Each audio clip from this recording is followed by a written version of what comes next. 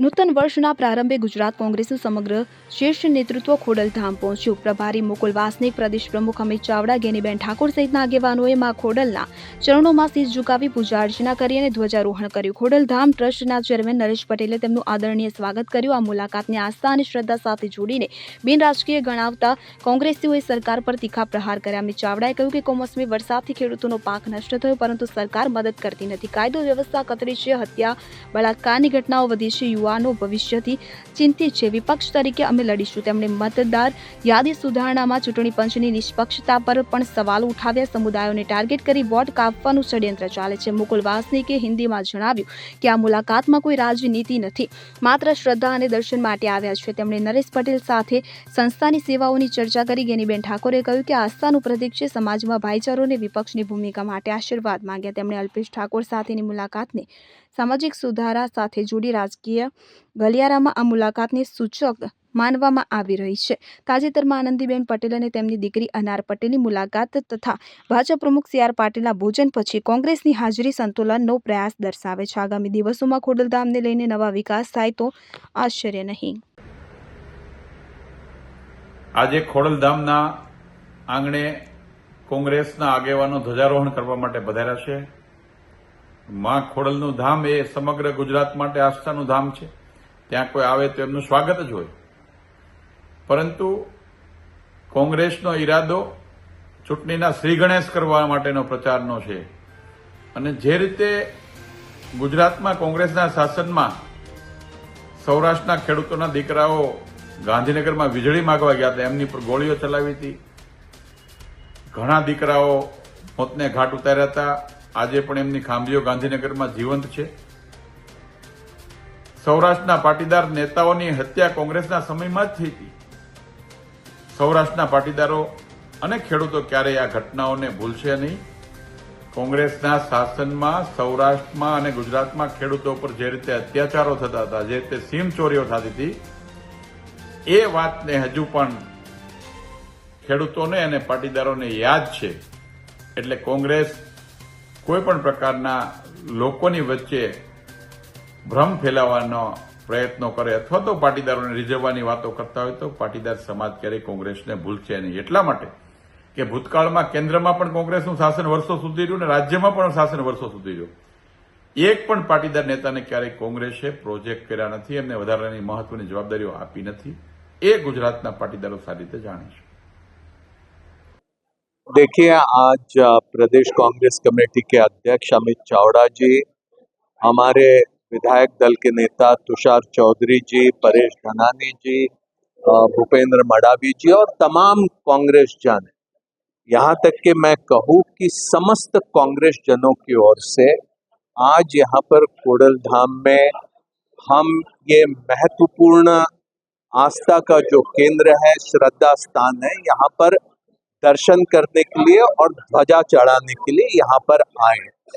हम अपने आप को भाग्यशाली समझते हैं कि ये अवसर हमें प्राप्त हुआ।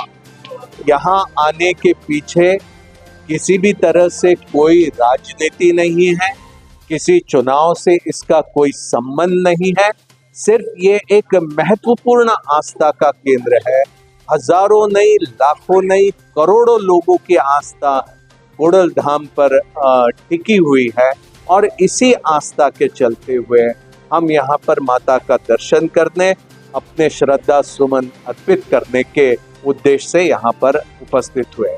मैं ये समझता हूँ कि इस अवसर पर दर्शन प्राप्त हुए और साथ ही साथ यहाँ पर नरेश भाई पटेल जी भी उपस्थित रहे, उनसे भी मुलाकात हुई।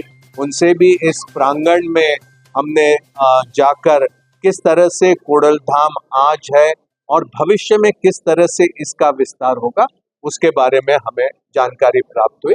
मैं समझता हूँ कि ये एक महत्वपूर्ण मौका था और मैं इसमें वो सभी साथियों का जिनका सहयोग मिला, उनको मैं बहुत बहुत धन्यवाद देता हूँ। વિક્રમ સંવત 2082 પ્રારંભે આ નવા વર્ષની શરૂઆતમાં કોંગ્રેસનું તમામ શીર્ષ નેતૃત્વ, અમારા આગેવાનો, કાર્યકરો સૌ આજે ખોડલધામ ખાતે મા ખોડલના ચરણોમાં શીશ ઝુકાવ્યું છે, પૂજા અર્ચન કરી ને ધ્વજારોહણ કર્યું છે. ને સૌએ માતા પાસે પ્રાર્થના કરી છે કે ગુજરાતના સર્વ સમાજના, સર્વ વિસ્તારના, સર્વનું કલ્યાણ થાય, સૌના જીવનમાં નવા વર્ષમાં સુખ શાંતિ ને સમૃદ્ધિ આવે. અને ખાસ કરીને એક બાજુ કુદરત રૂઠી હોય, ગુજરાતમાં કમોસમી વરસાદને કારણે આજે આપણે જોઈએ છે કે ચારે તરફ ખેડૂતો આર્થિક રીતે પાયમાલ થયા છે. એમનો ઊભો પાક, એની આખા વર્ષની મહેનત આજે પાણીમાં છે. અને આવું વારંવાર થાય છે. બીજી તરફ ચારે બાજુ કાયદો વ્યવસ્થાની પરિસ્થિતિ કથળી છે. રોજ હત્યાઓ થાય છે, બળાત્કાર થાય છે. યુવાનો પોતાના ભવિષ્ય માટે ચિંતિત છે. બધા જ વર્ગ વિસ્તારના લોકો આજે ખૂબ તકલીફમાં છે, ખૂબ પરેશાનીમાં છે. અને એવા સંજોગોમાં સરકાર તો એના માટે આગળ આવતી નથી. અને જ્યારે કુદરત રૂઠી હોય, ખેડૂતો તકલીફમાં હોય, ત્યારે આજે માના ચરણોમાં શીશ ઝુકાવીને અમે સૌએ પ્રાર્થના પણ કરી છે અને સંકલ્પ કર્યો છે. એક જવાબદાર વિપક્ષ તરીકે ગુજરાતના ખેડૂતોના હક અધિકારની લડાઈ લડવા માટે, ગુજરાતના યુવાનોના ભવિષ્ય માટે, ગુજરાતની મહિલાઓની સુરક્ષા માટે અને ગુજરાતના સર્વજનોના કલ્યાણ માટે કામ કરવાનો જે અમારો સંકલ્પ છે, લડાઈ લડવા માટેની શક્તિ આપે, અમારા સંકલ્પમાં આગળ વધવા માટેની શક્તિ આપે, એવી આજે અમે પ્રાર્થના પણ કરી છે. અને હું આભાર માનીશ ખોડલધામના મુખ્ય વહીવટકર્તા આદરણીય નરેશભાઈ પટેલને, તમામ ટ્રસ્ટીઓનો, કે એમણે આજે અમારા તમામ આગેવાનો કાર્યકરોનું ખૂબ ઉમળકાભેર સ્વાગત પણ કર્યું છે. એમની આખી સંસ્થાની જે સેવાકીય પ્રવૃત્તિઓ છે એનાથી પણ માહિતગાર કર્યા છે. આવનારા દિવસોમાં ગુજરાત અને ગુજરાતીઓના કલ્યાણ માટે કામ કરવાનો સંકલ્પ સાથે આજે અમે ધ્વજારોહણ કર્યું. પટેલ, મતદારો છે, આપણે ખોડલધામથી શરૂઆત કરી છે, તો લેવા પટેલ જે મતદારો છે તેનો સાથ આપણે મળશે તે માટે આખો કરોડો જે કીધું. આજે એ દર્શન કર્યા છે, પૂજા કરી છે, ધ્વજારોહણ કરી છે, ફક્ત ને ફક્ત સર્વના કલ્યાણ માટેની પ્રાર્થના ને કામના સાથે કરી. કોઈ પણ રાજકીય એજન્ડા સાથે, કોઈ પણ રાજકીય ઈરાદા સાથે અહીં અમારો કોઈ રાજકીય આગેવાન આવે. સર્વ આગેવાનો, સર્વ કાર્યકરો એક શ્રદ્ધા સાથે, એક વિશ્વાસ સાથે માના ચરણોમાં શીશ ઝુકાવીને પ્રાર્થના કરી છે. અને અમને શક્તિ આપે કે અમે ગુજરાતના લોકો માટે કામ કરવા માટે જે સંઘર્ષ છે, જે પડકારો છે, એમાં સારી રીતે કામ કરી શકીએ, સર્વ સમાજને સાથે રાખી અને એના કલ્યાણ માટેની કામના કરીએ.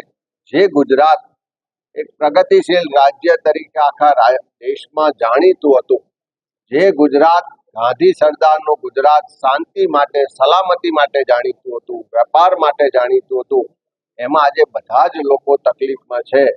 એવા સમયમાં બધાનો અવાજ બનવાની તાકાત મળે, બધાના હક અધિકારની લડાઈ લડવાની તાકાત મળે અને સર્વનું કલ્યાણની કામના સાથે આજે અમે આવ્યા છે. કોઈ રાજકીય એજન્ડા સાથે પણ નથી આવ્યા અને કોઈ રાજકીય ચર્ચા કરવા પણ નથી આવ્યા. ઇલેક્શન કમિશન ઓફ ઇન્ડિયા એક તટસ્થ સંસ્થા છે. એની નિષ્પક્ષતા સામે આજે જે સવાલો ઉઠ્યા છે કે કોઈ પણ ચૂંટણી ન્યાયિક રીતે પૂર્ણ થાય એના માટે સૌથી પહેલું એનું પગથિયું મતદાર યાદી. એ મતદાર યાદીમાં કેવી રીતે ગોટાળા થાય છે, કેવી રીતે વોટોની ચોરી થાય છે, એ રાહુલ ગાંધીજીએ આખા દેશને દુનિયા સમક્ષ હકીકતો મૂકી છે. ગુજરાતમાં પણ નવસારી લોકસભાની હકીકતો અમે ચૂંટણી પંચ સમક્ષ મૂકી છે. બિહારમાં પણ જે રીતે શહેરના નામે જે ચોક્કસ સમુદાય, ચોક્કસ વિસ્તાર, ચોક્કસ રાજકીય પાર્ટીઓને ટાર્ગેટ કરવાનો પ્રયત્ન થયો, હું માનું છું કે ગુજરાત સહિત 12 રાજ્યોમાં શહેરની કાર્યવાહી શરૂ થવા જઈ રહી છે. ત્યારે ચૂંટણી પંચ પણ એ ધ્યાન રાખે કે કોઈ ભારતીય જનતા પાર્ટી કે સરકારના રાજકીય એજન્ડા મુજબ કામ ના કરે. દેશના સંવિધાને આપણને સૌને મતનો અધિકાર આપ્યો છે. એક વ્યક્તિ એક વોટ. જ્યાં પણ ડુપ્લિકેટ મતો હોય, જ્યાં પણ ખોટા મતો હોય, ચોક્કસ એની ચકાસણી થવી જોઈએ અને એને દૂર કરવા જોઈએ. પણ રાજકીય એજન્ડા સાથે, રાજકીય લાભ કે નુકસાનના મનસુબા સાથે જો ઇલેક્શન કમિશન આ એસઆઈઆરમાં કાર્યવાહી કરશે તો કોંગ્રેસ પાર્ટી ગુજરાતના એક મતદારનો જે સંવિધાનિક અધિકાર છે એ સંવિધાનિક અધિકારની રક્ષા માટે મજબૂતાઈથી એનો અવાજ પણ બનીશું, લડીશું પણ, અને ચૂંટણી પંચ ક્યાંય કોઈને અન્યાય કરશે, કોઈનો પણ મત કાઢી નાખવાનો પ્રયત્ન ખોટી રીતે થશે તો એની સામે અમે મજબૂતાઈથી તાકાતથી લડીશું. સૌ પ્રથમ તો મા ખોડલની ધરામાં એમના ચરણોમાં આવીને મા જગદંબાના ચરણોમાં પ્રાર્થના કરીએ. અને આ સૌરાષ્ટ્રની ધરતી એ એક સંતો, શૂરવીરો અને એક આસ્થાના કેન્દ્ર સાથે સંકળાયેલી ધરતી. આજે કોંગ્રેસ પાર્ટી મા જગદંબાને ધજા ચડાવીને આશીર્વાદ લેશે. અહીંયાથી સર્વ સમાજ, સર્વ ધર્મને એક ભાઈચારાની ભાવના રહે એના માટે કરીને અમે સૌ મા જગદંબાને, મા ખોડલને પ્રાર્થના કરીશું. અહીંયા કોઈ રાજકીય નફા નુકસાનના ધોરણ માટે નહીં, પણ એક આસ્થાનું પ્રતીક છે. અને આસ્થાનું પ્રતીક હોય ત્યારે એક રાજકીય પક્ષ તરીકે જ્યારે સાથે મળીને અહીંયા ધજા ચડાવીને મા જગદંબાના આશીર્વાદ લેવાના થતા હોય ત્યારે ગુજરાતના વિકાસમાં જે ગુજરાતને ઘટતું ઘણું છે તો એક વિરોધ પક્ષ તરીકે સરકાર પાસે જે કંઈ માગણીઓ લોકો વતી કરવાની હોય એ પણ મા જગદંબાના આશીર્વાદ લઈને સરકાર પાસે જે જનહિતના કાર્યો જે બાકી હોય એના માટે પણ માગણી મૂકીશું. અને એક વિપક્ષની ભૂમિકા ભજવવા માટે કરીને મા જગદંબા ખોડલ કોંગ્રેસ પાર્ટીને આશીર્વાદ આપે એવા પ્રયાસો અમારા બધાના રહેશે.